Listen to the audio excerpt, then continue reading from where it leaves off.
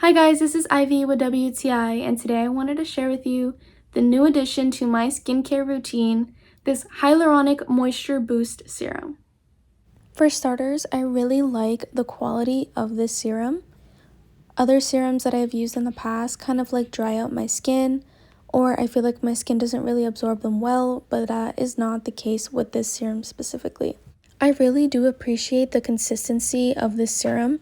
It is not too thick and it's not too thin.